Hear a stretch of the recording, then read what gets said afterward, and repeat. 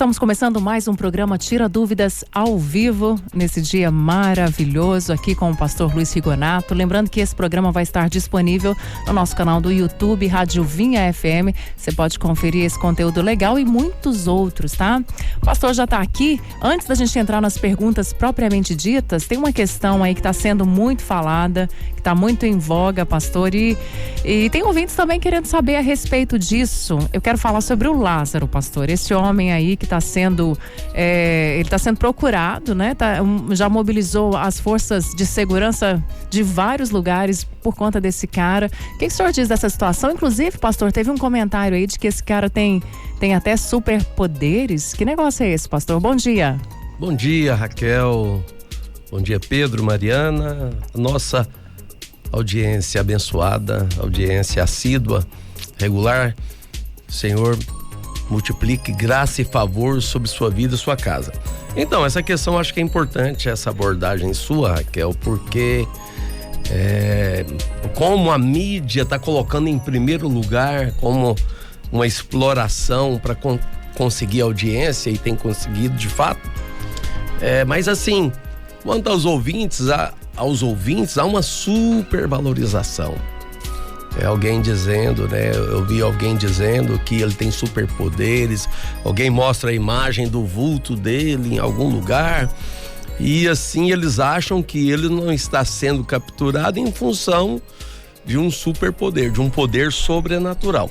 Mas eu chamo a sua atenção para algo. Jesus veio, a Bíblia diz que Jesus veio para destruir as obras do diabo. E alguém que cogita o mal como esse cidadão, ele não tem, na verdade, essa supervalorização aí é uma ideia mística que não tem fundamento. Ele está conseguindo fugir porque está no meio da mata, por questões naturais. Como se viu ultimamente, se capturou comparsas que o estavam ajudando. Eu não sei em que momento, se no momento da fuga ou mais recentemente, mas o fato é que ele tem a seu favor a conjuntura da própria topografia da mata, né? Da mata fechada, de conhecer os ambientes e assim por diante. Mas eu digo para você, não supervalorize, o que você tem que crer no poder de Deus. E o melhor que você pode fazer é orar para que a segurança de nosso estado, e como a Raquel falou, as forças policiais convocadas sejam habilidosas. E eles estão em todo esse empenho, o estado está investindo dinheiro a propósito da proteção das famílias que vivem na região e tiveram a sua circunstância transformada no inferno. A região em si é um paraíso, mas foi transformada no inferno por causa dessa situação, que é uma eventualidade. Mas o que tem poder mesmo é o Senhor Jesus. Eu creio que por esses dias, esse cidadão será capturado e colocado no lugar que ele tem que ficar, que é preso de fato. Maravilha, em nome de Jesus. Pastor, agora mudando completamente de assunto, e num assunto que o pessoal gosta muito, é sobre casamento. A Amanda quer saber, pastor, por que é que Jesus não se casou? Por que Jesus não se casou? Mas essa pergunta é muito boa, Amanda. Em primeiro lugar, o casamento, ele é a base do propósito de Deus para com a humanidade. E o casamento, eu diria, o casamento é um evento profético. Sempre que alguém se casa, está profetizando de algo muito grande, que é o casamento de Cristo com a igreja. Talvez você esteja perguntando por que Cristo não se casou. A pergunta certa deveria ser: Cristo vai se casar? Sim, Cristo vai se casar. A vinda de Cristo, ela está muito acima do propósito do casamento natural em si. Porque você se lembra que Jesus iniciou o seu ministério exatamente numa festa de casamento. E quando naquele casamento aconteceu uma situação eventual, acabou o vinho. Aí Maria, a mãe de Jesus, vem e pede para ele como se ele tivesse a solução das coisas. Você lembra que ele disse lá em João capítulo 2, versículo 4? Deixa eu abrir a minha Bíblia para não deixar faltar nada sobre essa referência. Porque provavelmente aqui, Amanda, você vai ter a resposta da sua pergunta. No Evangelho de João, capítulo 2, versículo 4, que é uma circunstância que está acontecendo numa festa de casamento, e aqui vai acontecer o primeiro grande sinal do ministério de Jesus. Vai ser o ato inaugural do seu ministério, exatamente no casamento. Isso não é por acaso. Na verdade, a história da humanidade começa num casamento. E a história do ministério de Jesus começa num casamento. E o encerramento da grande história que Deus está escrevendo conosco vai se definir, olha, num evento que vai ser o mais maravilhoso que homem algum, escritor algum, roteirista algum jamais conseguiu escrever algo tão maravilhoso e extraordinário, que será o casamento de Jesus com a igreja. Ou seja, é apenas uma ilustração. E o casamento é uma das ilustrações mais usadas em toda a Bíblia para Deus expressar como Ele quer se relacionar conosco. O casamento é a relação mais íntima que pode existir. E lá em João capítulo 2, versículo 4, a mãe de Jesus chega para ele e fala assim, eles não têm mais vinho. Mas Jesus lhe disse, mulher, que tenho eu contigo? Ainda não é chegada a minha hora. Por que Jesus não se casou? Porque ele não veio para esse propósito. Ele veio para um propósito para adquirir uma noiva e purificá-la, para que no futuro ele se case com essa noiva. Ele ainda não se casou, mas cabe um mas, cabe um portanto. Portanto, ele se casará. O primeiro evento que testifica o propósito de Cristo e o seu casamento com a igreja se dá lá em Gênesis, quando Deus anestesia Adão com um sono profundo e do seu lado ele tira uma costela e dessa costela ele forma a sua mulher. Olha, com certeza é por isso que o lugar que a mulher mais gosta de estar é abraçada pelo seu marido, é acolhida, protegida. Isso é tão lindo como verdadeiro, mas é o lugar que Deus, lá na cruz do Calvário, isso está em João capítulo 19, versículo 34, a Bíblia diz que mas um dos soldados lhe abriu o lado com uma lança e logo saiu sangue e água. Jesus foi colocado como Adão num sono profundo, e esse ferimento do qual sai sangue e água. O sangue, olha o propósito dele, é para comprar uma noiva, e a água é para purificá-la. A água é para purificar para o Senhor uma esposa, a igreja. E para isso, como diz a Bíblia, em Gênesis 2, 24, por isso deixará o homem a casa do seu pai e mãe e se unirá à sua esposa.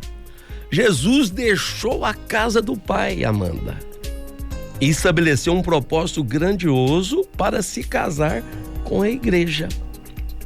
Veja que o matrimônio, o casamento, ele foi criado por Deus aqui na terra para ser um evento profético do casamento de Cristo com a igreja. E se Cristo está entrando em questões tão profundas, tão altas, tão grandes, veja que por isso o adultério e casamento entre pessoas do mesmo sexo são coisas tão abomináveis. A Burger King, lançou uma publicidade onde crianças bem menores, pré-adolescentes, crianças talvez de 5 a 12 anos, estão uma apologia ao casamento, a paternidade de 2 mães, a paternidade de 2 homens, em defesa de algo que é tão abominável para Deus. o adultério e o casamento entre pessoas do mesmo sexo são abomináveis diante de Deus. Primeiro, Cristo jamais cometeria um ato de traição ou de infidelidade com a igreja. E segundo, olha, esse evento de casamento de pessoas do mesmo sexo ataca frontalmente algo tão puro e sagrado como a união entre Cristo e a igreja. Mas assim, para concluir a resposta, Amanda, Efésios capítulo 5, versículo 25 a seguir, a Bíblia diz e revela um grande mistério. A Bíblia diz: maridos, amai a vossa mulher, como também Cristo amou a igreja e a si mesmo se entregou por ela. A referência aqui é alta. Eu não quero entrar no mérito do aconselhamento conjugal, porque a pergunta é: por que Cristo não se casou? Mas Jesus se entregou pela igreja para que a santificasse, tendo-a purificado por meio da lavagem de água pela palavra. É o que aconteceu lá em João 19:34. O seu lado foi aberto e saiu sangue e água. O sangue para comprar e a água para purificar a sua esposa. Cristo comprou, pagou o preço e pela pregação da palavra, o ensino dela tem purificado.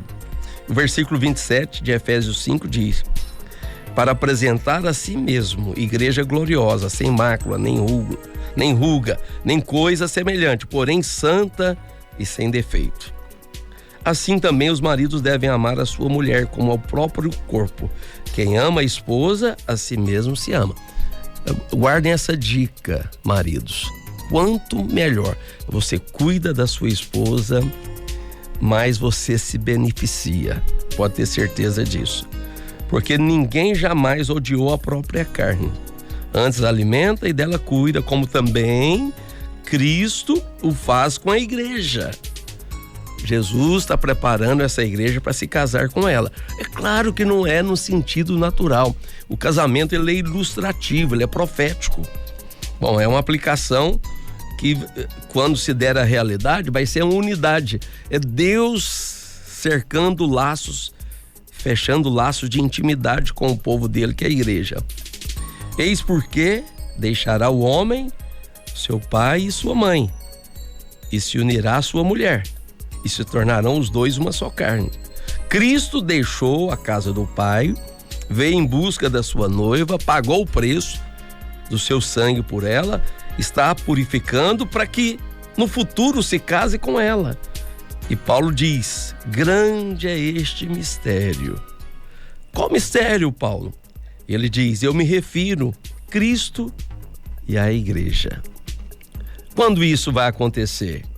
Então, eu concluo mostrando para você que de fato o que está acontecendo profeticamente vai acontecer na realidade. Em Apocalipse 19:7 está escrito assim: alegremo-nos, exultemos e demos-lhe a glória, porque são chegadas as bodas do Cordeiro. É a festa do casamento, pessoal, cuja esposa a si mesma já se ataviou. O versículo 9 diz: olha, bem-aventurado aqueles que são chamados às ceias das bodas do Cordeiro. E acrescentou: olha, são essas verdadeiras palavras. Por quê? Porque as bodas do Cordeiro é o evento preliminar que vai nos preparar para o evento oficial da história da humanidade. É a nossa união eterna com o Senhor Jesus. E essa união eterna será para o propósito de governarmos o universo inteiro. Espero que eu tenha te ajudado, Amanda. A pergunta é importante e mereceu uma resposta ampla. Eu espero que tenha esclarecido.